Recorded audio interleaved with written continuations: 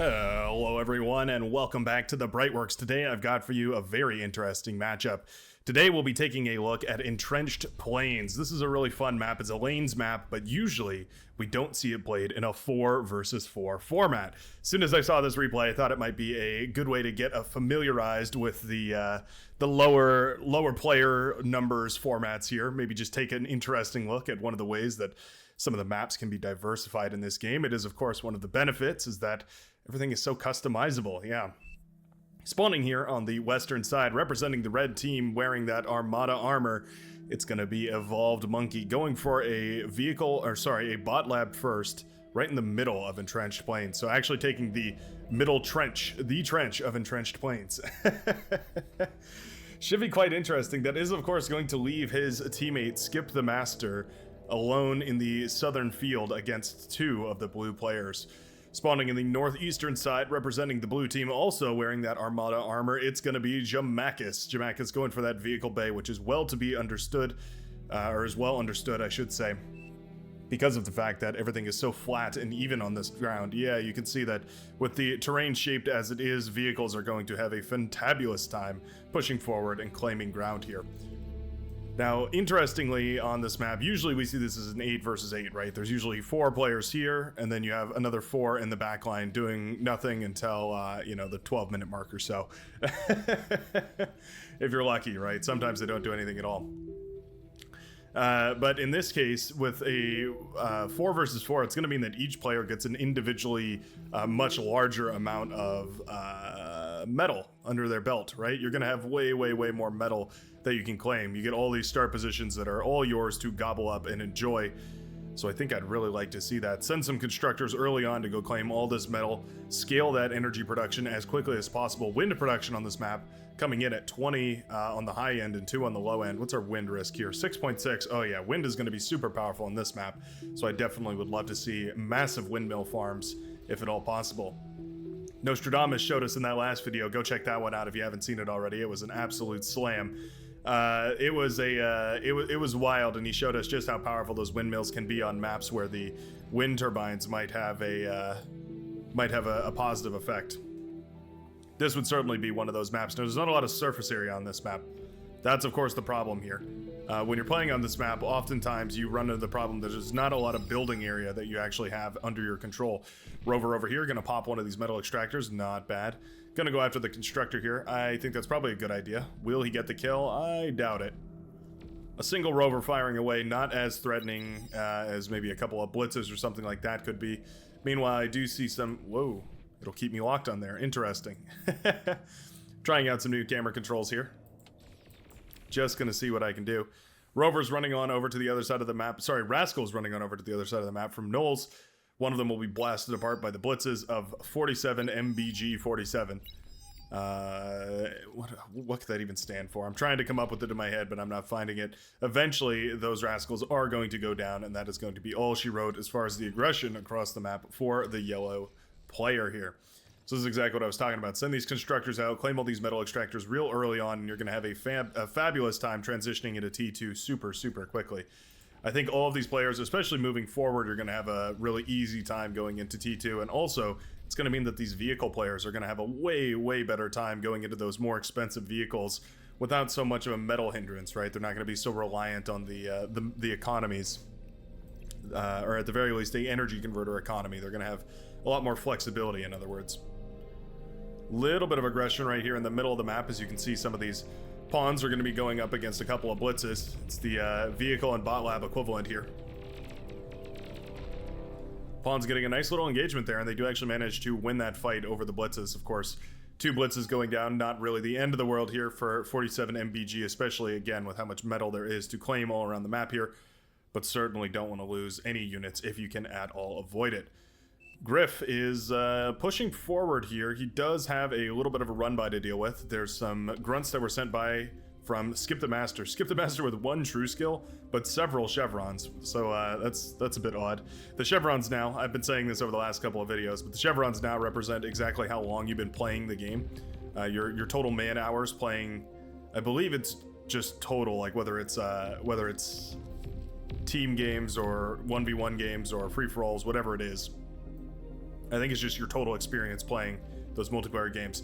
Run by was cleaned up, by the way, by all those incisors over there as we were watching, and Griff has secured a nice little position up here on the hail side. So yeah, I feel like this one true skill is a little bit inaccurate. might be misrepresentative of the skill level here from Skip the Master, so we'll have to keep our eyes on that player and see if maybe their true skill numbers are deceiving us.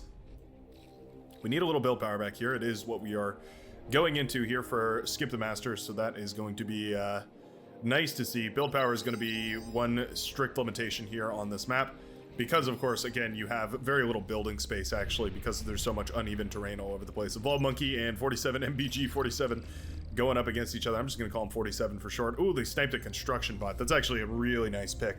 Sniping that construction bot doesn't seem like a lot, but it actually prevents a tremendous amount of expansion over on this side. Yeah, that was Evolved Monkey's construction bot. What I think he was planning on doing was using that construction bot to build beamer turrets that could shut down some of those longer ranged units, and then also you can use it to obviously dart back and forth and capture all of these metal extractors, and that option is no longer available to Evolved Monkey until he gets another constructor out on the field to the front lines, and that could be a while here.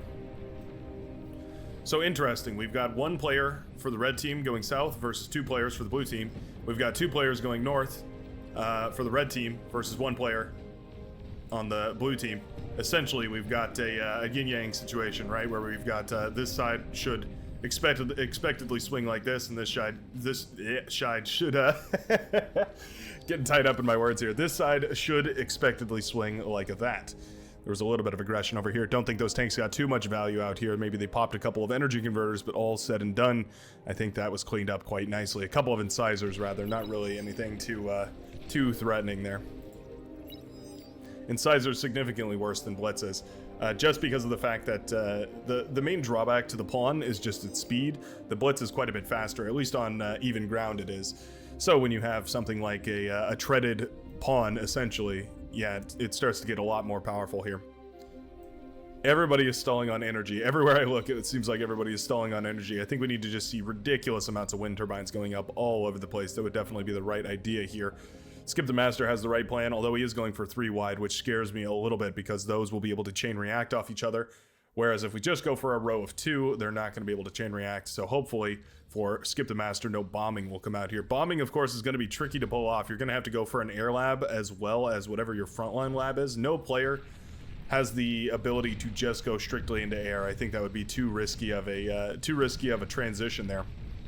One of the reasons why I like these 4 versus 4s, 3 versus 3s, is because you have the option to do some more strategic play, right? Yeah, your decisions impact the team a whole lot more, so you have to be a little more cognizant of your team's abilities out on the map and also exactly what you think you can afford. Makes for a very interesting game. Let me know what you think about the 3 versus 3, 4 versus 4, 5 versus 5 versus the standard 8 versus 8. I like to cover a wide swath of things, and coming up this next weekend, actually, we're going to have the qualifiers for the 1v1 Pro League tournament. That is open to anyone to compete in, but there will be some big names participating in that, and I will certainly be covering quite a lot of them. I will be covering it live right here on YouTube, so feel free to tune in if you'd like. It's going to be a whole blast, and I cannot wait. It's humble little shout out right there.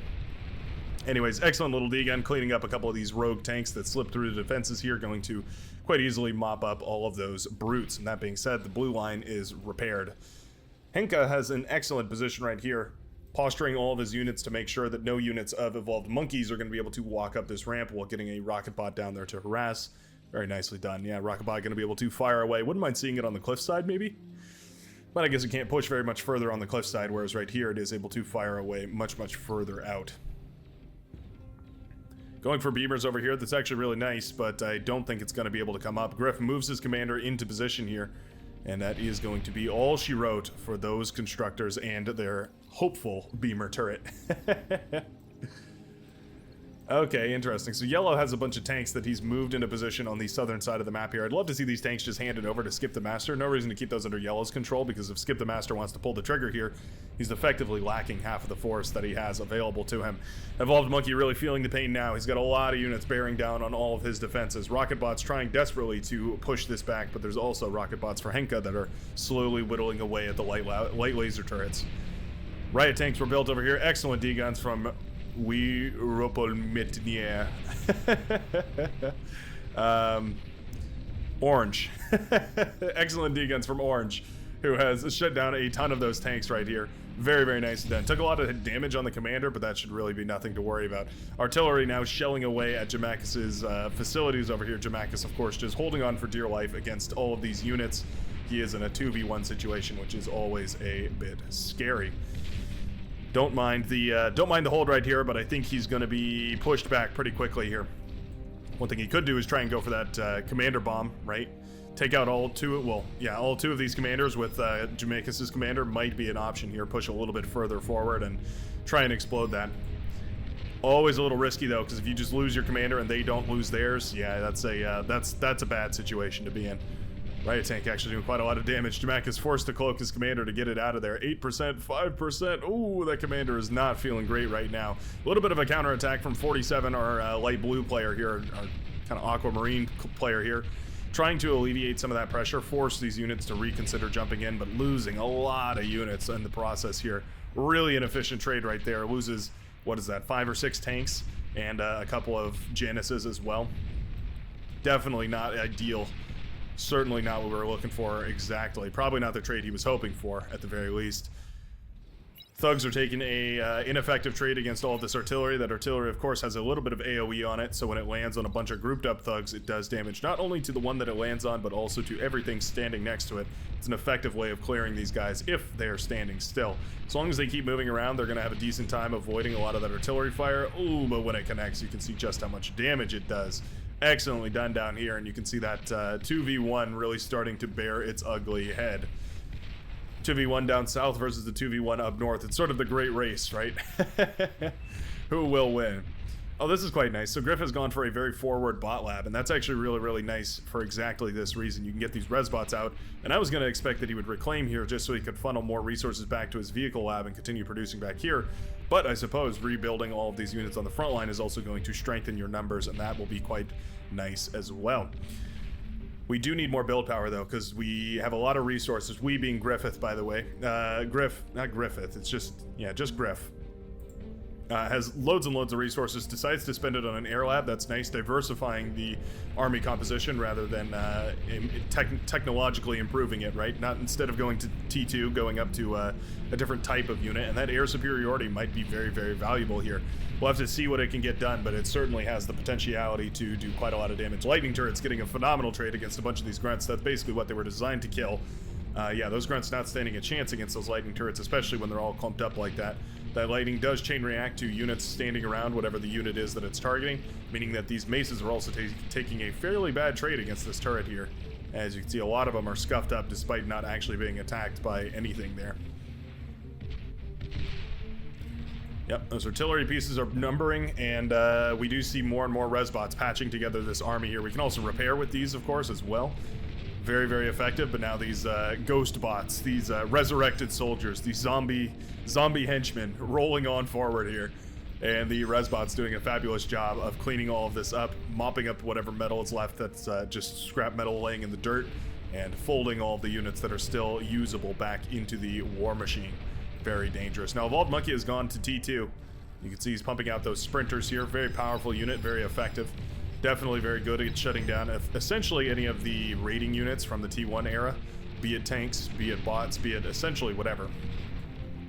However, this is a massive green force pushing through here, and I feel like he's going to need to pull some of these units in order to deal with this. His teammate is quickly dying here, and without any res bots here, well, there are a couple coming up to the front line, so that's quite nice. But without those sucking metal off the front lines, yeah, you're really going to start losing a lot here. Breakaway of tanks, and they're looking for some kind of trade. They're kind of firing in the wrong direction here. So far they haven't gotten value, but they are getting dangerously close to the main base over here. Down goes the build power, at least one section of the build power. And I think they're going to get a second here. Tanks firing into those construction turrets. Won't take long for those all to pop off of each other, and that tanks will continue ravaging here. Well, not for long though. Sprinters do eventually mop all of this up. Do we have a T2 constructor going around? It looks like we do somewhere. Metal extractors are getting upgraded here, so that's quite nice for Evolved Monkey. Do we have T2 on the other end of the map? Jamakis already has a T2 lab up, so he's going into those proper T2 vehicles for Armada. Very, very strong. We have a T2 lab coming up here for our Aquamarine player as well. We have a forward T2 lab coming up for Henka, and we have the air lab here for Griff. That was his big technological investment, mostly just worrying about making sure that there's enough pressure on the front line to keep this push rolling. Not sure why we're not producing Shuriken. I feel like just a couple of Shuriken would really easily aid the front line here, especially against these sprinters. Just stun them in place. I mean, that's essentially the superpower of the sprinter, right? Is the fact that it can run around super fast. If you got sprinters that are just, well, those are a little derpy right there. I'm not sure exactly what they're doing. They were being rallied across the map in a different way, and they were not able to make up their minds. But this is looking like a very decisive push here for the blue team. I'd love to see these metal extractors eaten up, but then again, Knowles does have a... Oh, wow. Okay. Well, complete control over the northern side of the map here. Yeah, as the it looks like one of the players for the red team has left, and that means that the yellow player is now in charge entirely of the northern side. Going to be difficult to hold on there against one concerted player that is pushing in here, although Knowles does not look like he's engaging from the typical direction here. Interesting. I think if Knowles applied a little bit of pressure to Jamakis, he would probably fold, especially with the weight of 2 production centers behind him, but it looks like he's going into T2 here. Gonna try and get a advanced fusion reactor up and running. I think we need some energy converters up first before... Oh no, we do have a bunch of energy converters over here. Alright, that is quite nice. So yeah, going into that advanced fusion reactor, gonna try and get a little bit of a tech lead here. But Jamakis, meanwhile, is producing units, so that's very dangerous to see. I would have loved to see these units push through the middle of the map. That would have necessitated a little bit of a recoiling from the front lines here. Now, Resbots are going to be fantastic. Not fantabulous, not this time. They're going to be fantastic here for, well, as we can see, resurrecting a lot of these units, getting a sizable army put back together, but we're going to need to see a lot more of them. There is a ton back here. Oh, I guess they're just working on whatever projects they can find. All right, fair enough. Beamer turrets coming up in the middle of the map here. 3 constructors are going to put together beamer turrets fairly quickly, and that's nice to see. A couple of riot tanks coming in as well, trying to help out these Tigers. Feeling the burn as these persecutors are very, very strong down here. Yeah, you can see those persecutors can fire away from quite long range, and every shot they do is just slowly chipping away at the armor of whatever they find. Riot tanks are quite good, but they have very, very low range. Oh, they will be handed off quite unceremoniously to Skip the Master. I think that's the right decision, although handing them off while they're in active combat might not have been the best move. Lightning tanks trying to push through here will be shot down by a whole bunch of not lightning turrets, light laser turrets. Which is a oxymoron, by the way. Not an oxymoron, it's a I don't know. It's redundant. It is a light and a laser turret, which is effectively the same thing.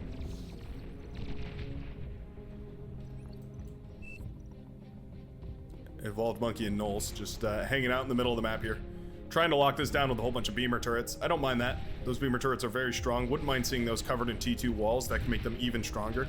Can make them almost a T2 defense if you just cover them in T2 walls. They're really that strong. Now we have a forward T2 vehicle bay for bot lab rather for Griff. And he's going to be going up against a whole lot of vehicles that are trying to run through. Those Shuriken were eventually produced, and they're going to be excellent for shutting down this tank push here. Turning off those tanks and allowing your siege units to rain down on them from long range, yeah, you're going to get a fabulous trade. And that will be all she wrote for those tanks. Quickly and decisively shut down there. Very, very nicely done. Really love to see it. Yeah, that was really, really nice. Sumo in the mix as well. Always very nice to see. Very tanky unit. Excellent as a frontline engager. Mauser are rolling forward with the accompaniment of a couple of ticks that are streaming past as well. Trying to get a decent enough trade. The Mauser need to be pointed in the right direction in order to fire, though, and these Tiger tanks do actually have the surround on them. Well, the jump on them, I should say. I guess there's not enough of them to surround, per se, but yeah, I think those Tiger tanks definitely got their values out. Got their money's worth. Taking down, I would say, maybe 75% of those Mausers there. Definitely well worth the investment. Banisher's trying to, well, banish some of these units with their long-range heat-seeking missiles as well. Not going to be quite as effective until they get within range and until they have better vision. But in the meantime, certainly going to pack a punch against whatever they can land a shot against. Griff is really building up a rover force, or a rascal force, I should say. They're so adorable. I said it in a comment, and I'll repeat it here, but these things remind me of a Mad Max vehicle. They just look like they're all like strapped together and cobbled out of spare parts and whatnot. They just strapped a bunch of scrap metal to a V8 inline, and they're just revving and roaring and ripping and tearing and ready to go at a moment's notice. They'll just fire their little heat gun at whatever they can see.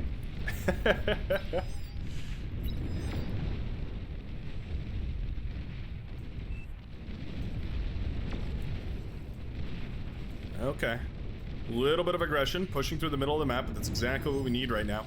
Relieving that pressure from all sources by pushing through the middle of the map is going to be quite nice. But is it going to be enough? We do have a bunch of rovers, rascals rather, moving down. Keep getting those mixed up today. And they're going to gum up this unit comp quite a lot, actually. And you can see the friendly fire is not insignificant here. The friendly fire is much to be accounted for. That alone can cause immeasurable amounts of damage to a unit composition, especially if we're talking Cortex units. Those are especially prone to friendly fire, but Armada is not impervious either. They certainly are capable of taking huge amounts of damage from friendly fire if you get a bunch of units underneath them. Oh, a spy camera has been set up over here. That's quite nice. Hold on, let's take a look at the blue player's view, or the blue team's view. Yeah, you can see the blue team has actually a really, really nice view of what's going on here with this little spy cam that's giving line of sight vision. That's quite nice. I really, really like that, actually.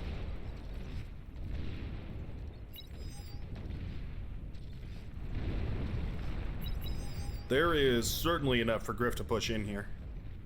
Going for an advanced exploiter. Those are very, very tanky. They can, and they also dish out a huge amount of damage. They're a very, very powerful static defense structure. A little bit unassuming. Like, sometimes I feel like I underestimate exactly how powerful those are. But I definitely should not, because they are quite good. Bunch of medium tanks rolling through, but we're a little bit past that era now. Yeah, lightning tanks are going to jump on top of these, and medium tanks are just not going to get the traits that they're looking for here. They are very healthy, so I mean, if they manage to break on through, but no, there's bullets firing into them, so these will go down relatively quickly, despite the friendly fire there. Yeah, lightning tanks should be able to mop them up, the ones with low health, and the medium, or the bulls, should be able to clean up whatever's left. Oh, they almost got the build power there. That would have been quite nice. Unfortunate. Sheldon getting a decent trade here against a lot of these hounds. The Sheldon are under radar jammer protection, which means that they will not be detectable by radar. They will, of course, be detectable by anything else that walks near them and has line of sight, like, for instance, a bunch of ticks. Certainly going to work. Sheldon having a hard time clearing the ticks, actually. It's time for the Rascal Parade. I love the inclusion of those rascals. They're so fast. They really do allow you to get a excellent amount of vision out. Starlight here whittling away at whatever defenses it can, cleaving through any of these units here, and doing a great job of it. Kill some of those res bots there, and just going to be able to continue pushing forward. It's like a static defense. I really think of the Starlight's like a static defense. Oh, this is annoying. Somehow a bunch of medium tanks have broken into the back line. Luckily they were noticed here. Jamacus will eat them up in time, but yeah, they definitely could have done some damage if they had targeted the right structure there. Could have at least taken down the build power, which would have been a major inconvenience here for Jamacus. As far as tech-wise go, Griff is going into technology across the spectrum here. He's got the air lab out still, of course. He's got T2 bots out. I would love to see a couple scuttles used here. I think 2 or 3 scuttles that sneak past the enemy's lines and try and pop any clustered up units might be really, really valuable. Whoa. A little bit of lag there as I zoomed in. Sorry about that. Griff's commander did just go down to a whole bunch of hounds that were just firing away at him. Really, really difficult to get your commander away from hounds just because of how fast they can move and how far away they can fire. It's really, really easy for hounds to snipe commanders, like we've just seen right there. Persecutor now within range though, and it's going to start firing away. Those hounds are going to have to start dealing with that long-ranged plasma fire. No, not yet is there a mobile shielded unit, so unfortunately, for the time being, yeah, there's not a lot that can be done. Not Persecutor, Scorpions over here, used to kill ticks. I mean, it'll work, but it's a very expensive solution to a very cheap problem. You're really like, I mean, you're putting a cast on a scratch, right? Like you're applying way too much to way too little. And eventually that actually can come back to bite you, because they will run out of space, run out of firing time, and eventually the ticks will overwhelm them. They'll start lagging behind. More medium tanks breaking through wherever they can here for the hot pink player, but I really think it's time to transition away from the T1 medium tanks. I think going into T2 tanks would probably be better, at least getting into Tigers. Maybe a couple of poison arrows, though. We've seen those in a couple of games, and they've been tremendously effective. They do a huge amount of damage. I call them the bull counterpart. They're quite a bit different than the bull, but they are similar in role in the sense that they're a very beefy unit. They do a massive amount of damage. They can fire at long range. But they're a bit more expensive too, so you have to think of them a little bit differently. They're somewhere between a bull and a czar. They're a nice medium middle ground right there. A lot of times I feel like they're ignored because they're amphibious, which makes you kind of, well, makes me at the very least kind of classify it differently in my mind. But I really think it should be considered a lot more often than it is for a effective unit here.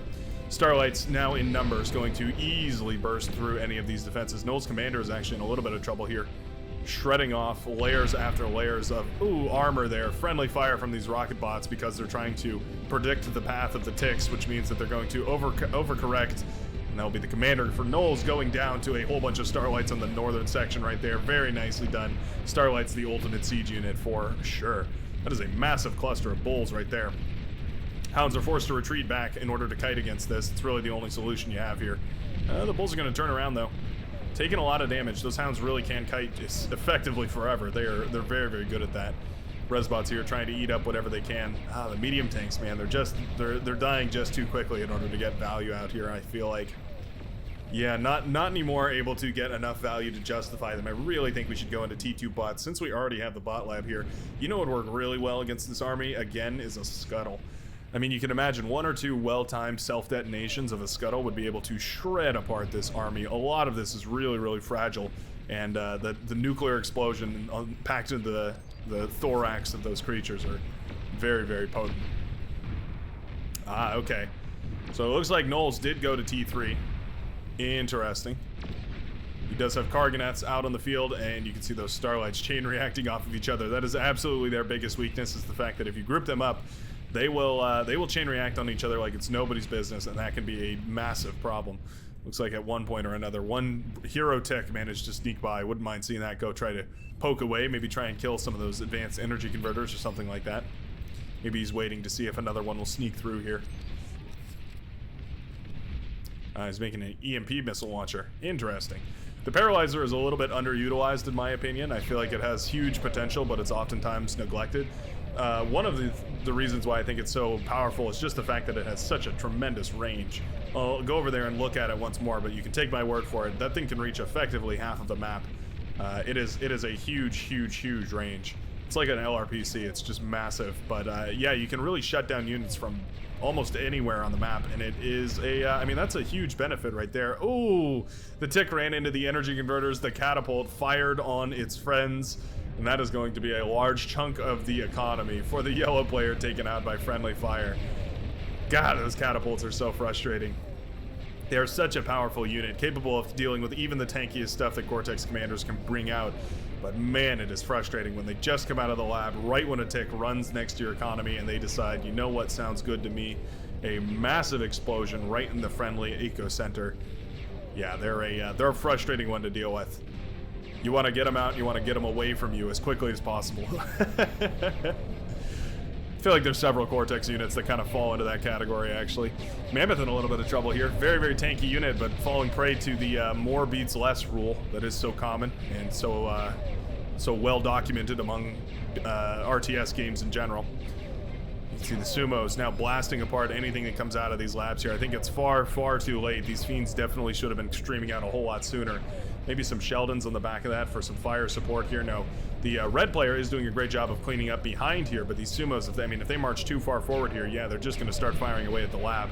And it's not going to take too long before they start killing the build power too here. T2 lab goes down, the advanced metal extractor goes down, build power goes down. Everything is going to start to get ravaged by these Sumos that are relatively healthy in the backline, and there's not a great answer to these. I mean, not really. Armada has all the answers here, but this is the Cortex player, and so these Sumos are going to go effectively uncontested, and I wouldn't be surprised if they are the death of the hot pink player right now.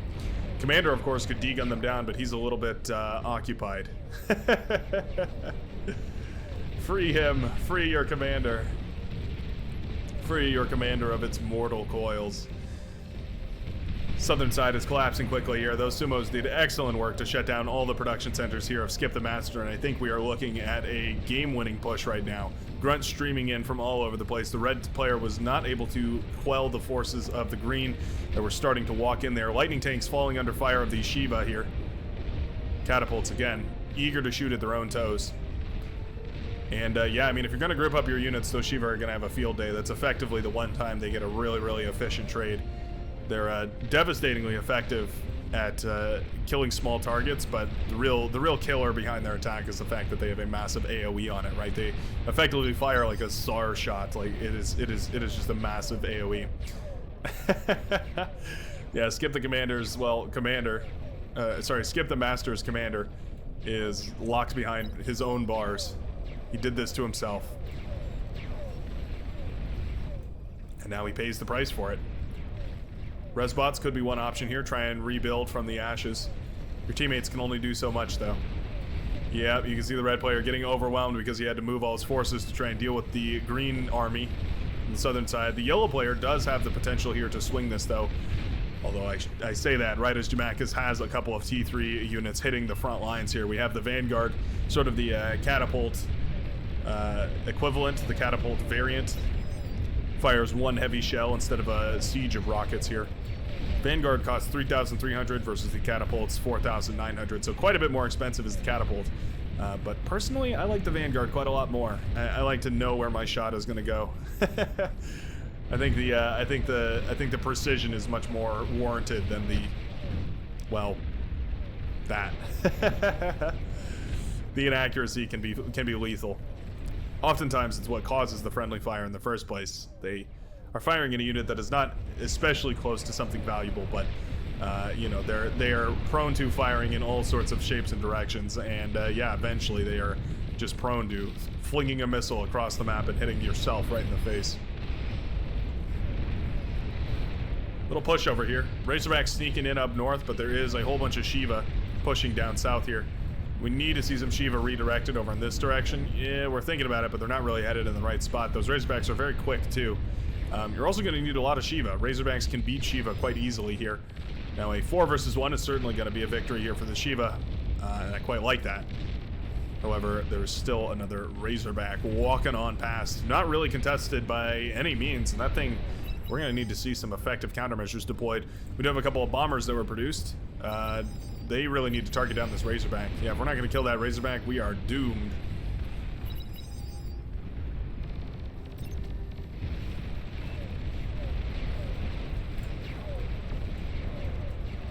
Red forces are leaking across every front. But so are the blue. Now the Razorback has hit the back line. What a satisfying chain reaction that is. He's looking for the eco. I don't think he sees it yet. Oh, he knows the fusion reactors are back there. Okay. Yeah, he is gonna go for it.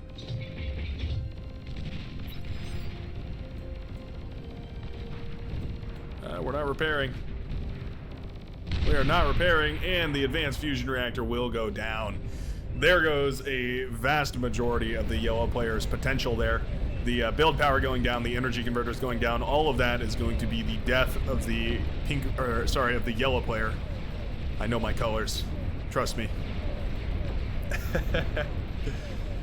Yeah, yellow player no longer able to fund production anymore, and so is left with effectively whatever he's got out on the field already. There's a Titan marching its way across the map. It's going to be very difficult to deal with. We're going to need to see a commander degun it, I believe. I think that's really the only effective way that we're going to be able to handle that problem. Evolved Monkey retreating his commander from the front lines, trying to go park it in the back, somewhere where it's not going to be sniped away.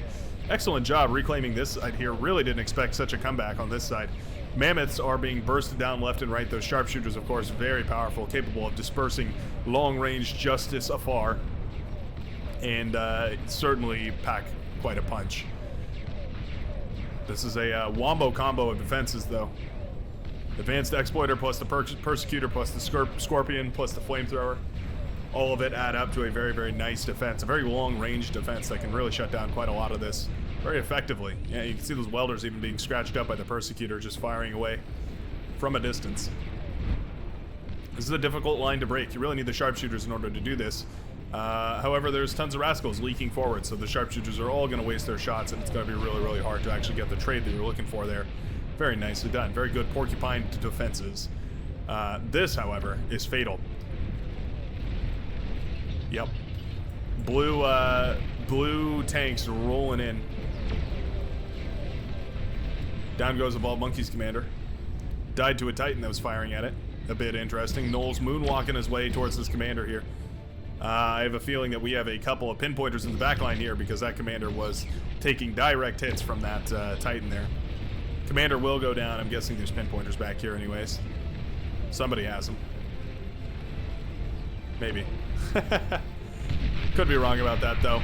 Either way, the blue forces leaking in up north are going to be grounds for the red team to surrender, meaning that the blue team is going to claim victory for themselves in an excellent match here on Entrenched Plains.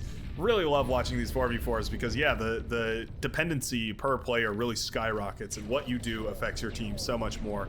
Really love to see that. Interesting to see the diversification of units rather than the technological advancement of units. It's always more important because usually in a game there's an air player and there's a ground player. However, in these matches you have to choose, are you going to tech or are you going to air? Very, very cool to see. Hope you enjoyed watching today. I know I sure did. I will be glad to post more videos daily for you to enjoy it, and so I hope you hit that little subscribe button down below. You can always turn off notifications in case you're not a fan of being bugged, or you can turn them on in case you want to know every time that I do post. That being said, I hope you have a great rest of your day, and I will see you in the very next video. Peace out, folks.